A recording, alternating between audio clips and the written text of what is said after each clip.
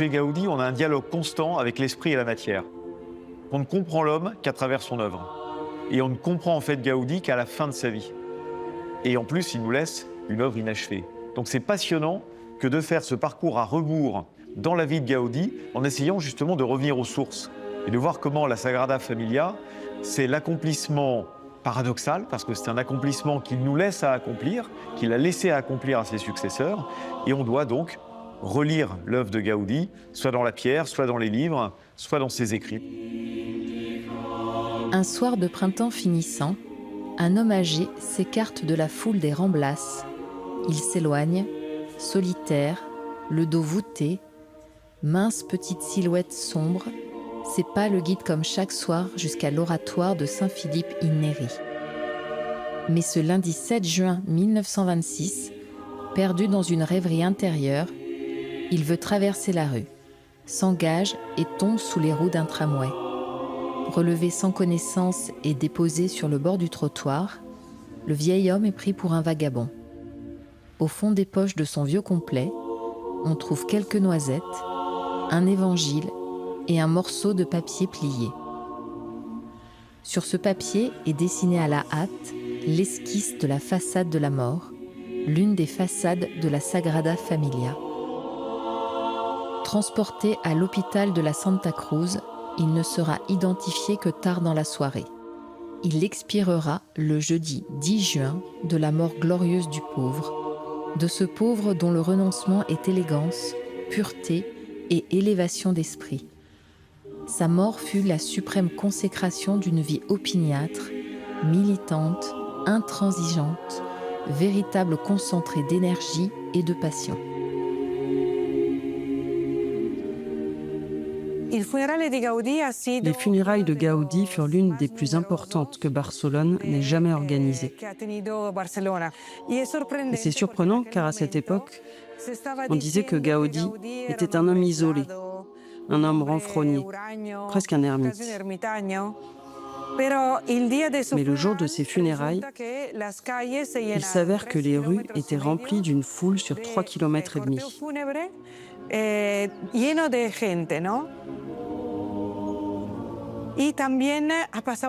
une chose très curieuse s'est produite.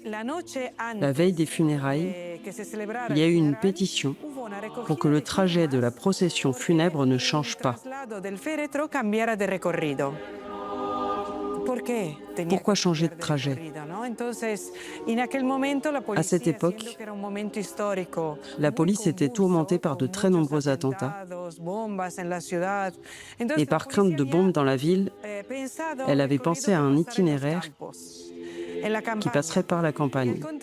Et au contraire, les habitants pensaient que c'était bien mieux de traverser la ville, pour qu'ils puissent l'accueillir depuis les balcons, et que tous ses voisins de la Sagrada Familia, quartier le plus pauvre de la ville, puissent le saluer.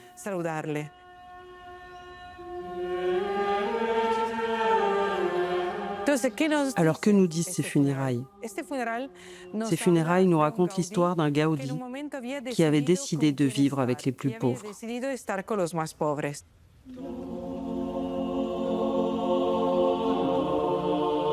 Pour lui, on changera le déroulement de l'enterrement, les lois de l'inhumation. Après autorisation du gouvernement et dérogation du pape, Gaudi fut inhumé le samedi 12 juin dans la crypte du temple de la Sagrada Familia. Ce temple pour lequel il a travaillé pendant 40 ans. Les manifestations d'affection le long du cortège funèbre ont mis en lumière sa relation avec le peuple, les travailleurs et leurs familles, leurs rêves et leurs besoins, leur dignité d'enfant de Dieu.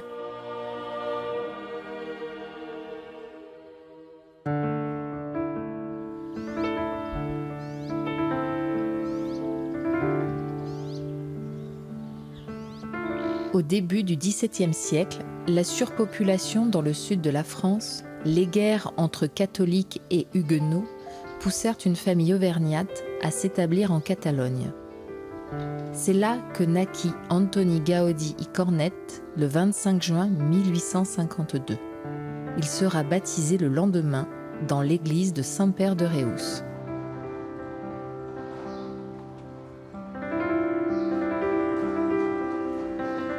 Mon enfance a été longue.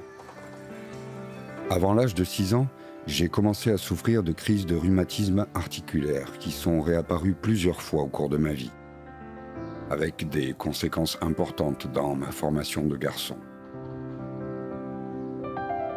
En raison de ma faiblesse, j'ai souvent dû m'abstenir de participer aux jeux de mes compagnons, ce qui a favorisé en moi l'esprit d'observation.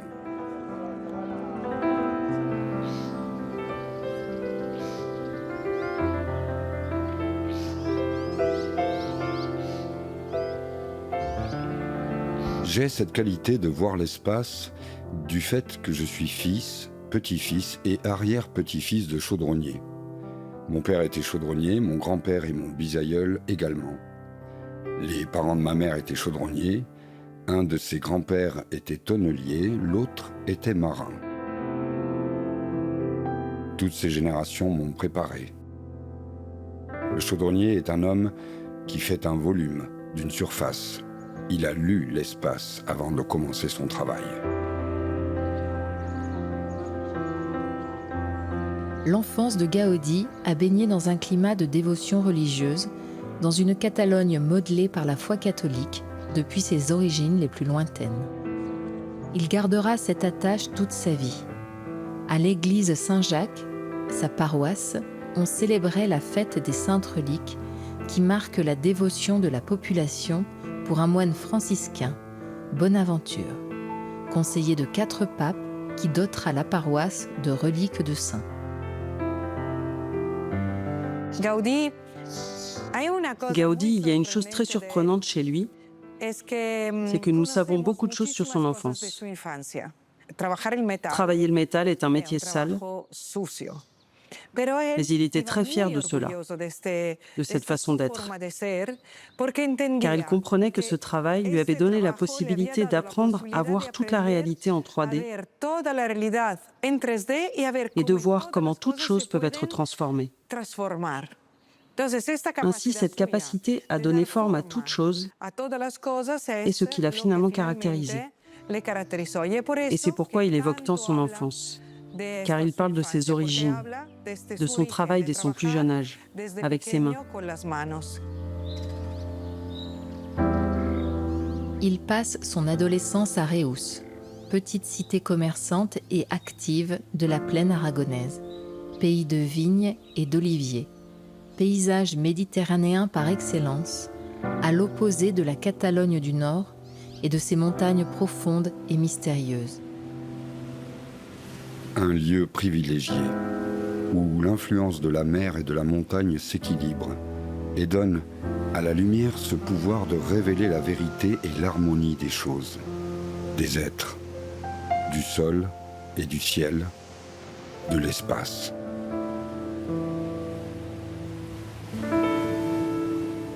L'atmosphère dans laquelle le jeune Gaudi a grandi n'est paisible qu'en apparence. À 16 ans, il assiste au déclenchement de la Révolution de 1868, dans une ambiance bouillonnante de renaissance culturelle, d'anarchisme et identitaire du radicalisme catalan. Il rejoint son frère à Barcelone pour terminer le baccalauréat, puis il commence en 1873 ses études d'architecte. Barcelone, c'est la principale capitale économique de l'Espagne.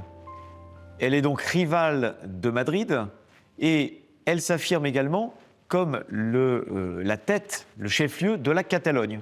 Une Catalogne qui prend conscience de ses spécificités culturelles, économiques et sociales. Accompagnant cette explosion économique et démographique, Barcelone, après avoir dû sacrifier sa langue et ses traditions pendant de longs siècles de décadence, se centre intensément sur le réveil de sa culture. C'est ce double mouvement spirituel et économique qui constitue la Renaissance catalane. En même temps que les industries, les fabriques de coton, les manufactures se multiplient, l'argent afflue, circule, se déverse à flot. La ville n'est pas seulement un foyer d'inspiration, c'est un tremplin pour qui désire s'élancer. De toute l'Espagne arrivent des familles entières, pour trouver des conditions de vie meilleures, avec pour conséquence une fracture sociale dramatique, entraînant des conditions de vie désastreuses du prolétariat. Après quelques années de mornes études pour le jeune Gaudi, sanctionné par une note moyenne, enfin la remise des diplômes. Nous avons accordé le diplôme à un fou ou à un génie. Le temps nous le dira. Gaudi a un parcours d'architecte au service des grandes familles de Catalogne et de Barcelone en particulier pour réaliser le cadre de vie de cette bourgeoisie éclairée, cette bourgeoisie innovante. Et donc en s'adaptant à la société de son temps, il transforme la ville. Et en transformant la ville, il l'a fait entrer dans la modernité. Ça commence avec la Casa Vicens. La Casa Vicens, on voit Gaudi qui est encore lié avec l'enseignement qu'il a reçu. Et on voit à la Casa Vicens que la référence est encore historiciste. Vous voyez une villa de type mauresque, avec des entrelacs, avec une dichromie entre le bleu et le blanc, qui donne cette impression qu'on est dans l'historicisme, on pourrait dire néo-Mudérar. Voilà, et c'est ce qu'attend un petit peu la famille Vicens dans cette demeure de plaisance, qui doit à la fois affirmer son rang social et puis être un espace de liberté. Donc ça commence par ce parcours-là. Et devant le succès, évidemment, il y a la rencontre avec la famille Güell. À partir de 1886, on voit le dialogue qui s'opère entre Güell et Gaudi pour réussir à promouvoir la carrière de cet architecte. Le comte Güell, extrêmement riche, devient le mécène du jeune architecte. Il lui commande une église pour la colonie Güell, cité ouvrière édifiée à proximité de ses manufactures. Le projet prévoyait 2 églises superposées, chacune comportant 5 nefs. Gaudi abandonna la construction en 1914, lorsque Güell tomba malade. Les colonnes originales de Gaudi se retrouvent dans tout l'édifice, autant à l'intérieur qu'à l'extérieur. Surplombant la porte d'entrée, une fresque en céramique représente les 4 vertus cardinales. Plusieurs symboles y sont représentés, tels que les poissons, les monogrammes X et P, lettres grecques du mot Christ, l'anagramme de la Sainte Trinité, les vertus, prudence, tempérance et justice. La Sainte Famille traduit une des préoccupations majeures de l'Église de ce siècle, la défense de la vie familiale. Gaudi va pouvoir donner vie à toutes les idées qu'il gardait en tête, et cette crypte devient, en quelque sorte, une esquisse de ce que deviendra plus tard la Sagrada Familia.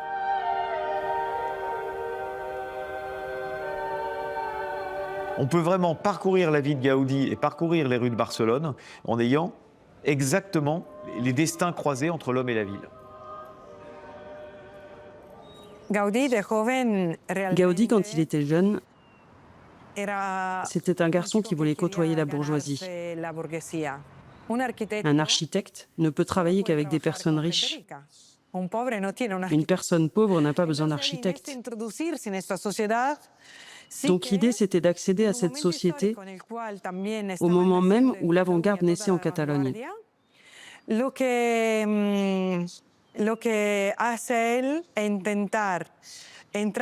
travaillait déjà pour les bourgeois quand il tente de la rejoindre. Il cherchait également à attirer l'attention de ses futurs clients. Et il a une attitude typique des jeunes de son âge, un peu dandy. On le voit sur une photo où il a coupé ses cheveux. Il a une barbe bien soignée, il est un peu potelé, donc il aimait bien manger.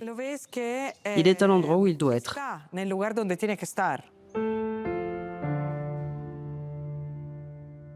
Cette accession dans le monde de la bourgeoisie fut une réussite.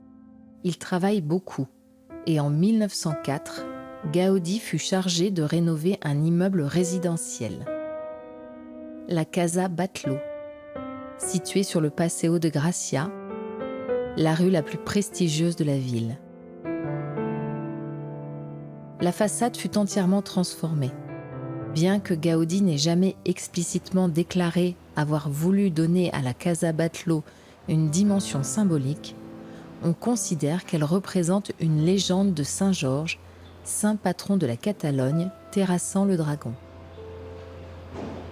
La maison symboliserait le dragon, la tour surmontée d'une croix, la poignée de l'épée de Saint Georges, les balustrades, les crânes des victimes du dragon, les colonnettes de la façade, leurs ossements, et l'escalier intérieur, la colonne vertébrale du dragon.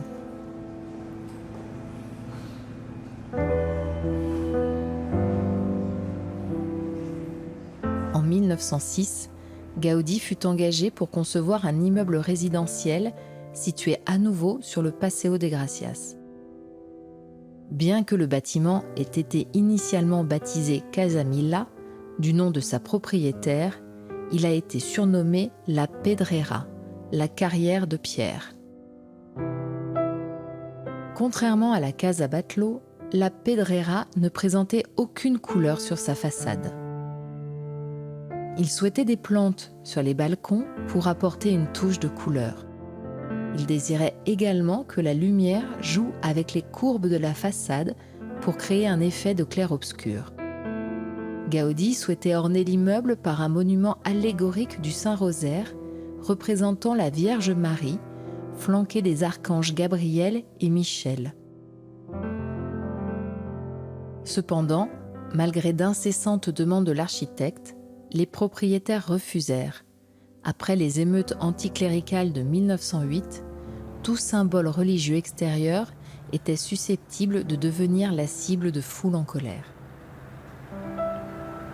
Quand on franchit la porte d'un édifice de Gaudí, on est immédiatement surpris par ce qu'on voit à l'intérieur. Parce qu'il y a une sorte d'abolition du lieu. À l'extérieur, on est dans une ville, on rentre dans une maison, on s'attend à trouver un vestibule, un salon, etc. Au lieu de ça, vous avez des formes mouvantes. Un univers de lignes courbes qui crée des surprises visuelles. Des escaliers qui serpentent, des pièces qui se contractent et qui se dilatent, des arcs, des passages. Cette sorte d'abolition de la rationalité est d'abord quelque chose de très artificiel. Un mur extérieur droit peut être accompagné d'une ligne courbe, et là où on s'attend à trouver un plafond, on trouve une voûte plate, et sur cette voûte plate, des décors en spirale, par exemple, pour déstabiliser vraiment les attentes du visiteur. Et puis vous avez une part de singularité. La singularité, c'est toutes les parties hautes qu'on retrouve ensuite dans les réalisations successives de Gaudí, un peu partout. Vous avez cette fantaisie sur les parties hautes qui culmine évidemment avec la Casa Batlló et la Casa Milá à la fin de sa carrière d'architecte privé.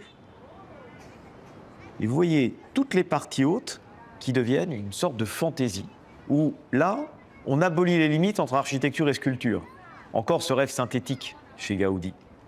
Gaudí, c'est un peu l'exemple de l'esprit qui fonctionne à 100 à l'heure. C'est-à-dire qu'il y a des idées qui se succèdent, qui sont transcrites en dessin, qui sont ensuite transcrites en forme modelée, qui ensuite sont encore transposées dans la sculpture, et ensuite de la sculpture à l'architecture. Parfois, les promoteurs qui voyaient les immeubles de Gaudí étaient un peu désarçonnés. Mais la confiance des Güell, leur place dans la société, puisque c'est à la fois une famille extrêmement riche et une famille qui est une pépinière d'artistes, évidemment, ça leur donne une légitimité. Et quand les Güell commandent le parc avec les maisons, là, vraiment, on bascule du côté de la validation.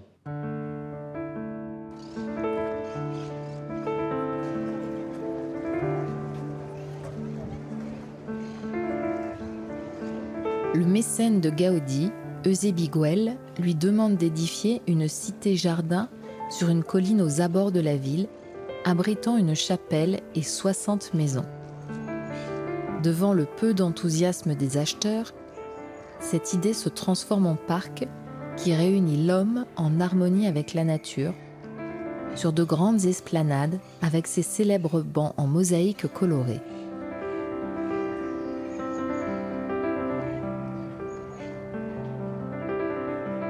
Les tons principaux de ces mosaïques étant le bleu, le jaune et le vert, couleurs symbolisant la foi, l'espérance et la charité.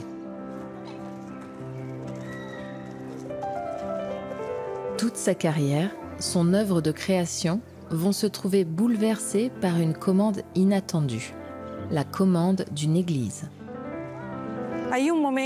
À ce moment-là, Gaudí est au sommet de sa carrière. Il est célèbre, riche et réalise de nombreux projets. Il décide de se retirer complètement de l'architecture civile pour se consacrer exclusivement à la Sagrada Familia. Ce n'est pas une décision soudaine, mais le résultat d'un long cheminement. C'est justement durant ces années que le pape Léon XIII publie l'encyclique Rerum Novarum, littéralement des choses nouvelles, écrite suite à la montée des questions sociales. Il condamne la pauvreté qui pèse sur la majeure partie de la classe ouvrière, tout autant que les mouvements politiques d'inspiration socialiste et marxiste. Il dénonce également les excès du capitalisme. Il encourage de ce fait le syndicalisme chrétien et le catholicisme social.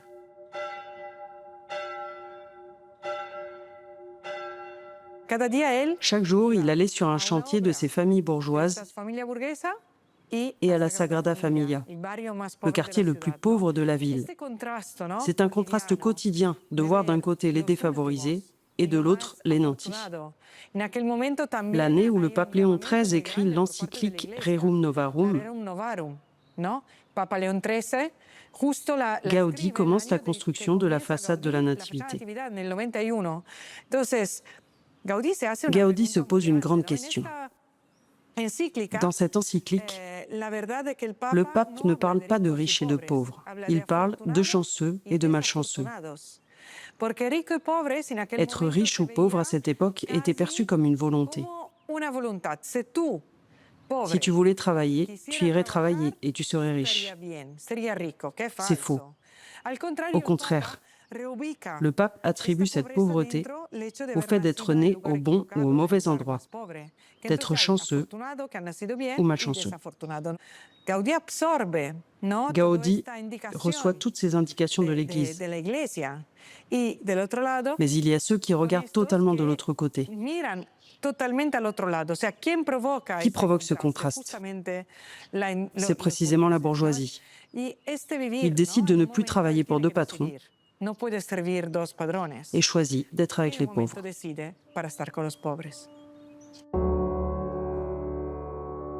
Le 19 mars 1882, jour de la Saint-Joseph, le libraire Josep Maria Boccabella i Verdaguer, président de l'Association des dévots de Saint-Joseph, pose à Barcelone la première pierre du temple expiatoire de la Sagrada Familia.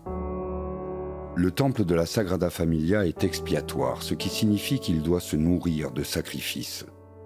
S'il ne pouvait pas s'en nourrir, ce serait un travail blâmable et interminable. Le mot « expiatoire » rend les sectaires révoltés. Mais le sacrifice est nécessaire pour la réussite des œuvres, même celles qui vont lentement. Et comme on ne peut pas se passer de faire des sacrifices, il vaut mieux les utiliser dans les bonnes œuvres. Devant la perte de pratiques religieuses, les atteintes à la vie sociale et spirituelle en Catalogne, et plus largement en Europe, la nécessité d'une réparation s'impose aux chrétiens. La construction d'un temple expiatoire souligne la dimension coûteuse du sacrifice. En ces temps, la réparation exige en effet effort et peine. Gaudí reprit le projet en 1883. Il présente aux promoteurs une nouvelle conception et réussit à convaincre les fidèles de Saint-Joseph. Se disant d'une grande paresse intellectuelle, il montre simplement un vague croquis, une esquisse. Je me refuse à suivre les procédés rapportés dans les livres. Vous me demandez quelques précisions à propos de ce dessin. Je ne puis rien ajouter pour le moment, n'en sachant pas plus moi-même. Les esquisses de Gaudí sont surprenantes.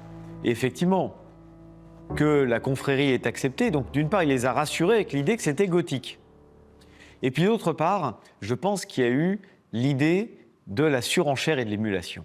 Quand on vous propose une église qui est d'abord la plus haute de Barcelone, puis la plus haute d'Espagne, puis la plus haute au monde. Ça, évidemment, s'inscrit dans un processus d'émulation, dans un processus de stimulation de l'imaginaire. On va convaincre parce que le projet est ambitieux. En 1890, une veuve lègue l'intégralité de sa fortune à la Sagrada Familia. Ce fut un signe fort pour Gaudí. Ce projet, initialement abordé d'un point de vue professionnel, devient le témoignage d'un profond changement personnel. Il souhaite que le temple reflète l'histoire et les mystères de la foi chrétienne. À la Sagrada Familia, tout est providentiel. Même mon entrée en tant qu'architecte. Mais surtout l'importante donation que j'ai reçue au début des travaux et qui m'a permis de donner de l'importance au temple et de construire la façade que nous sommes en train de terminer.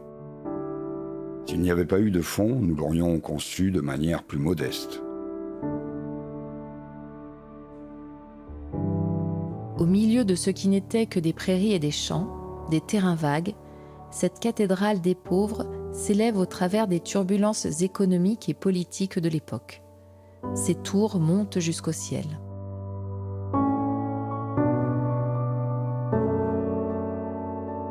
Quand Gaudí, en 1883, est chargé du projet, c'est vraiment la mission. C'est la mission de sa vie. C'est quelqu'un qui est croyant, qui est mystique, et qui se dit, voilà, je dois réaliser une grande église expiatoire dédiée à la Sainte Famille.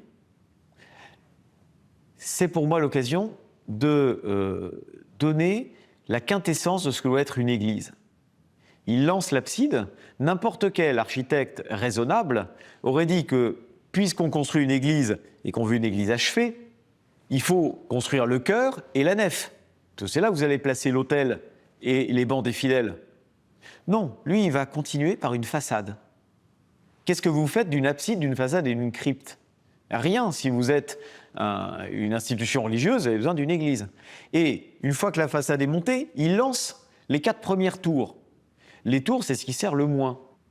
Donc, il veut forcer la main des commanditaires et forcer la main des successeurs.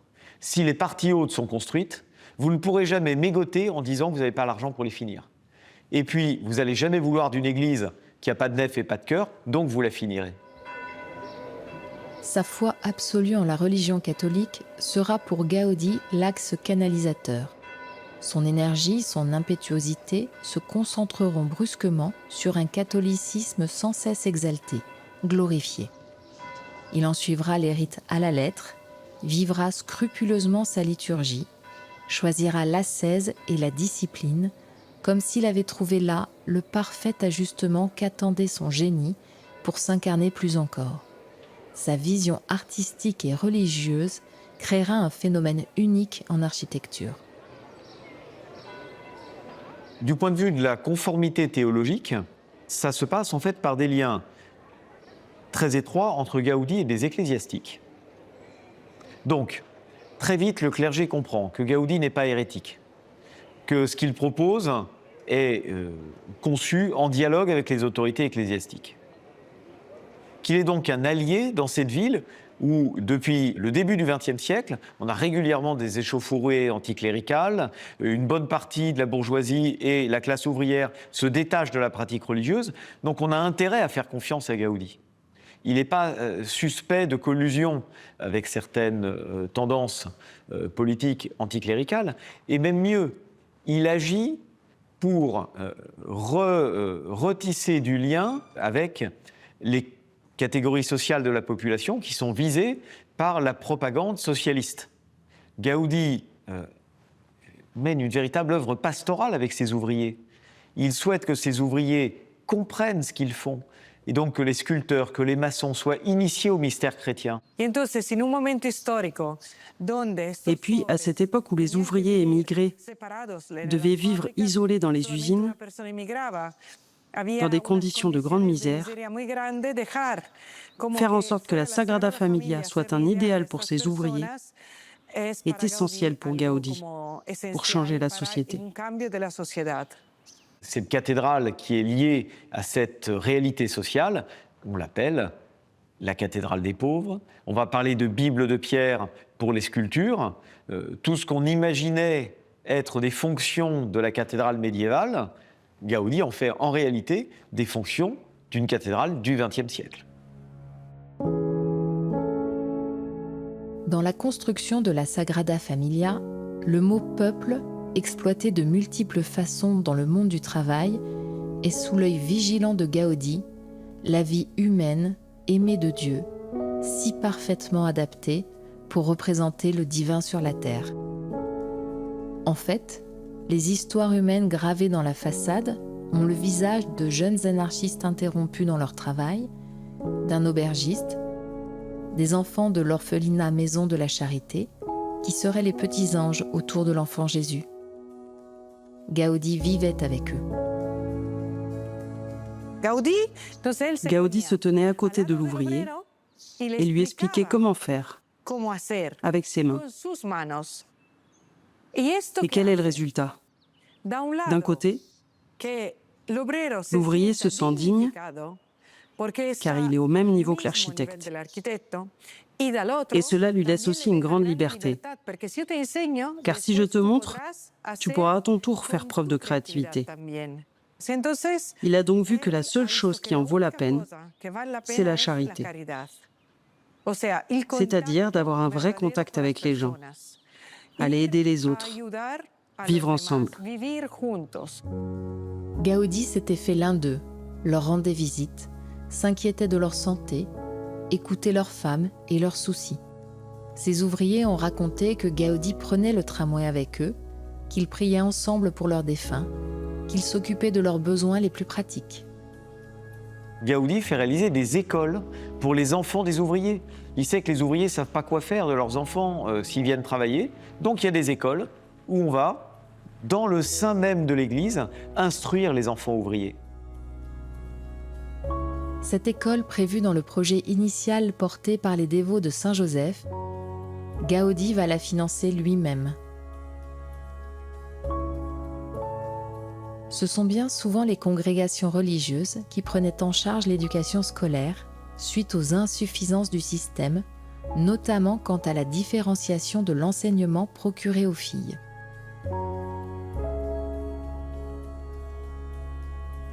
L'architecte vivant avec le peuple et orienté vers Dieu accomplit son travail. Le temple de la Sagrada Familia est l'œuvre du peuple et la manière d'être de celui-ci s'y reflète comme dans un miroir. C'est une œuvre qui repose entre les mains de Dieu et la volonté du peuple. L'architecte, vivant au sein de son peuple, s'adresse à Dieu et accomplit sa tâche. C'est la Providence qui dirige l'œuvre selon ses desseins. Un symbolisme est omniprésent dans la Sagrada Familia. Tout, absolument tout, est porteur de sens. Et tout ce sens a un même but, l'expression de la foi chrétienne. Ce temple est une invitation à partager et communier sur le sens de la vie, basé sur l'amour, l'harmonie, le bien, la générosité et la paix. Vous avez le Christ au centre et les 4 évangélistes. Et puis il y a quelque chose de très Gaudi, de très catholique et d'unique en son genre, c'est la tour de Marie.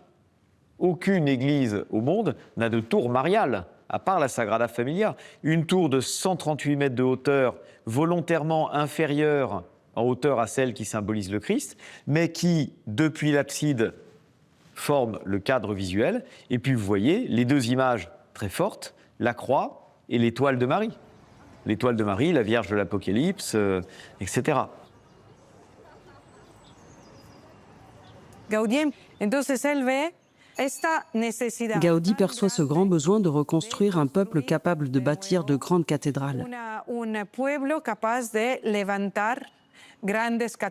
En fait, il parle toujours de la Sagrada Familia comme la première d'une longue série.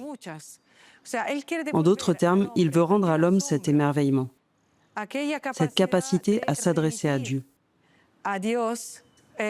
Puis, Gaudi commence à construire, non seulement avec les mêmes dimensions, mais aussi avec la même méthode. Ensuite, dans les cathédrales, on construit par parties entières. Et on remarque qu'elle a été construite à travers un rythme qui avait aussi une signification. D'abord, l'abside fut construite. L'abside, c'est comme Marie, un symbole marial très fort. Parce qu'à l'intérieur, il y a le Christ, il y a l'autel. Donc, il construisit d'abord l'abside, puis la façade de la Nativité, l'enfant Jésus, puis la façade de la mort et de la résurrection, puis l'Église universelle, la nef centrale, et ensuite la gloire. Ainsi, cet ordre de construction qu'il impose nous accompagne vraiment à mieux comprendre l'histoire du salut.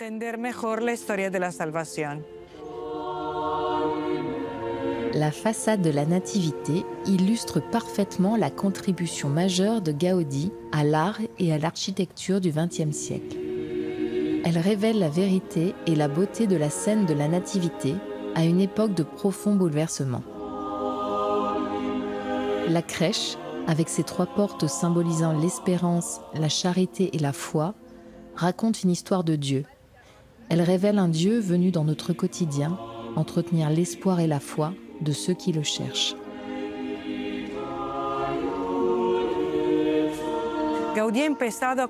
Gaudí commence à construire à partir de la façade de la Nativité, parce que la naissance d'un enfant est quelque chose qui touche tout le monde.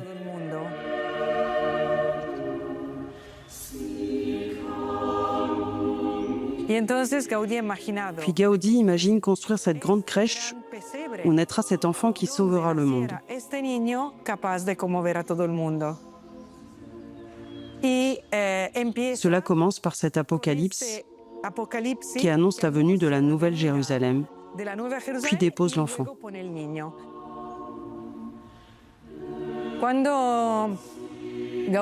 Quand Gaudí construit la façade de la Nativité, il imagine un si grand nombre d'images. Il comprend qu'il doit connaître la sculpture. Il se rend dans les hôpitaux des pauvres et une religieuse lui demande de l'accompagner rendre visite aux malades.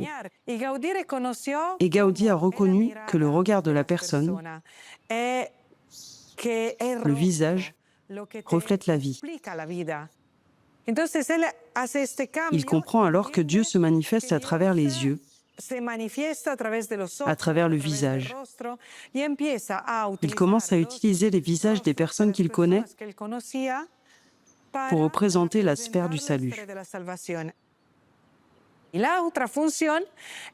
L'autre fonction était que ces personnes étaient pauvres et n'avaient aucune valeur dans la société. Leur image, c'est Dieu, Jésus, Marie, un ange. Cela leur fait comprendre que leur vie a de la valeur. Les sculptures de la façade de la Nativité sont d'un réalisme absolument incroyable. Parce qu'elles sont à la fois réalistes, mais elles ne sont pas des copies de véritables personnes. On n'est pas face à un art académique et sulpicien. Vous voyez un ange qui joue de la trompette, c'est en fait un jeune gars de la fanfare du coin qui joue du clairon. Donc il arrive à spiritualiser le réel. C'est vraiment le réalisme au sens de l'expression. Et ça vient du fait que les modèles de Gaudí, pour ces sculptures, sont de véritables modèles. On a gardé toutes les photos des modèles et des sculptures, tout est documenté. Et le fait que des vrais personnages soient utilisés, c'est évidemment unique en son genre. Imaginez mettre en haut un signe de salut, un symbole si cher à Saint François.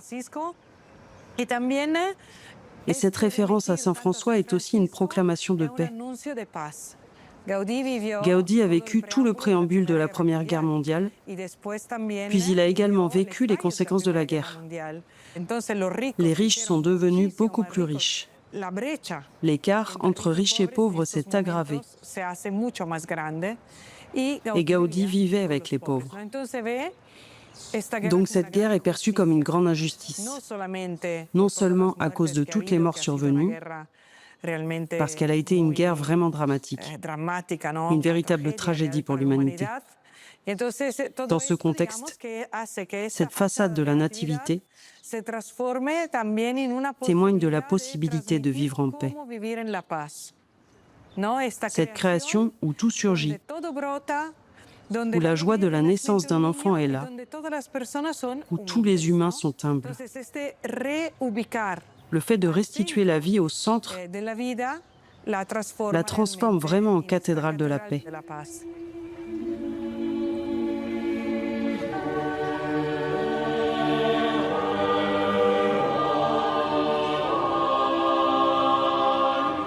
Bien des décennies plus tard, la façade de la Passion, dont l'esquisse a été trouvée dans la poche du pardessus de Gaudi, a été réalisée. C'est la façade de la Sagrada Familia orientée au soleil couchant. Fin de la lumière et début de la régénération. Gaudi voulait qu'elle fasse peur, qu'elle donne une idée cruelle du sacrifice. Ici, tout est anguleux, on est dans la souffrance. Cette façade a soulevé de nombreuses controverses. Ainsi, cette critique de la façade de la mort revient souvent. La façade de la passion de la mort de Jésus. C'est vrai, c'est sombre. Gaudi voulait une façade sombre. Parfois, on dit que c'est laid. Bien sûr, la mort est laide. Donc, quand on parle de la vie, de la naissance d'un enfant, c'est comme l'éclosion d'une fleur. C'est le moment le plus beau de la vie. Et la mort, le moment le plus triste et le plus laid. C'est ce que représente cette façade. Gaudi disait souvent, il faut commencer par la façade de la nativité, car ainsi, les gens se sentent attachés à cette façade, car personne ne veut rien savoir de la mort. Il est vrai que c'est une façade dure et dépouillée, mais c'est la représentation de ce qui est, de la mort du Christ sur la croix.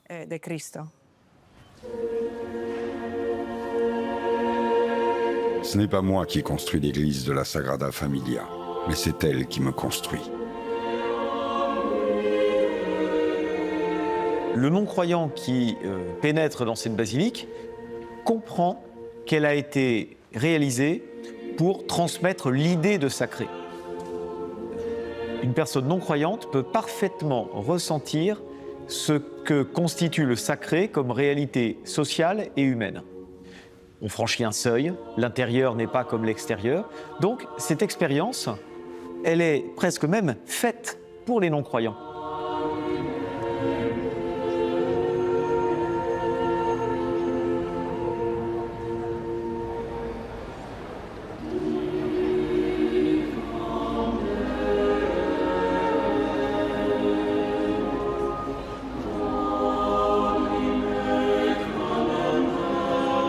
À l'intérieur de la Sagrada Familia, l'effet est absolument incroyable. On n'est vraiment nulle part ailleurs. On ne peut être que là et seulement là quand on assiste à un tel spectacle visuel.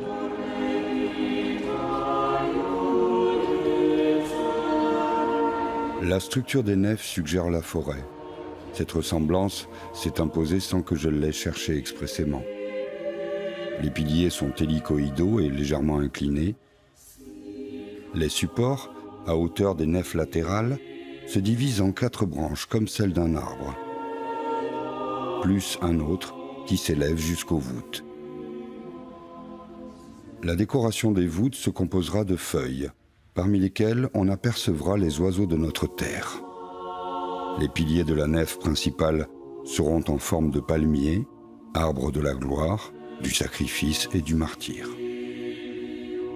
Ceux des nefs latérales auront la forme des lauriers, plantes de la gloire et de l'intelligence.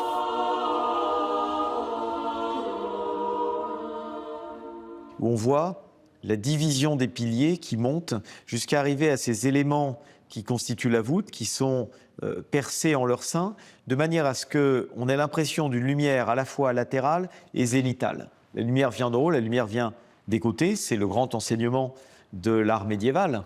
L'homme chemine dans la lumière qu'il voit directement, vers la lumière qu'il voit au fond, dans une lumière indirecte qui lui est donnée par la lumière matérielle et par la lumière qui vient d'en haut. Arrivé à la croisée du transept, c'est le lieu de la révélation, le carré du transept. Visuellement, il veut nous perdre. Il y a des branches partout, il y a des feuillages partout, il y a de la lumière partout.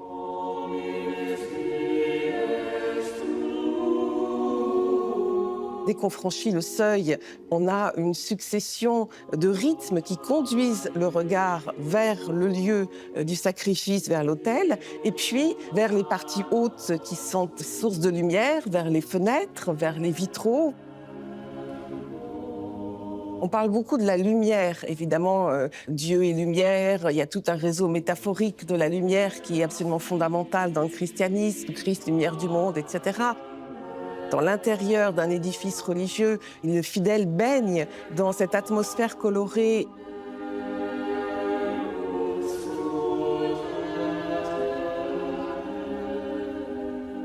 On a aussi la lumière pure, transcendante, que préfère l'esthétique de Bernard de Clairvaux et qui dégage l'édifice. Donc il y a une façon de distribuer la lumière, de distribuer l'espace, de concevoir l'espace, qui est aussi anagogique, c'est-à-dire qui conduit comme un cheminement spirituel le visiteur, qu'il soit croyant, évidemment, il le comprendra ou il le ressentira peut-être plus facilement, mais que cela touche tous pour entrer dans cette spiritualité.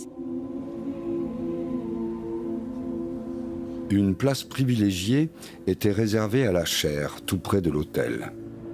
Vouloir s'en éloigner serait un non-sens, une incongruité. L'autel est le point central, d'où doit partir le divin rayonnement, et en premier lieu les sermons et les prêches, qui transperceront de toute leur vigueur les poitrines éteintes des fidèles.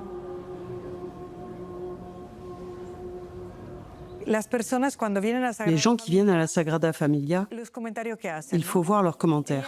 Il y a une femme de ménage de Montjuïc, sans doute l'un des quartiers les plus sales de Barcelone. En commentaire, elle dit « Je nettoie les rues de Montjuïc tous les jours. Je me sens très chanceuse car d'ici, je peux voir la Sagrada Familia. Et je me dis, cette fille nettoie le pire chaque jour. Et elle se sent chanceuse de pouvoir regarder le temple de loin. Je me suis dit, quelle force a cette vision pour transformer la journée de cette fille qui fait le travail le moins payé, le plus horrible de la ville, pour dire « j'ai de la chance ».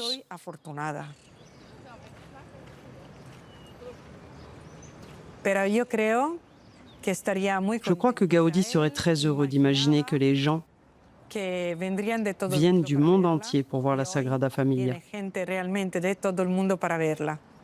Et c'est le cas aujourd'hui.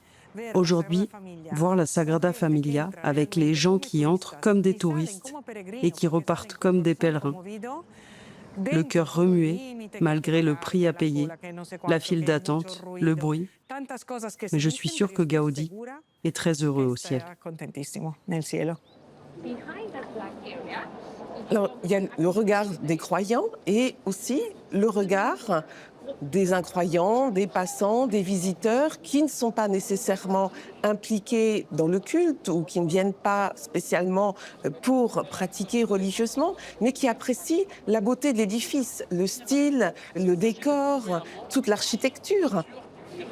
Et Victor Hugo a notamment formulé cela de façon saisissante en disant qu'il y a deux choses dans un édifice, sa beauté et son usage. Son usage, dit-il, appartient aux propriétaires, sa beauté appartient à tous. La beauté de l'Église agit comme un sacrement.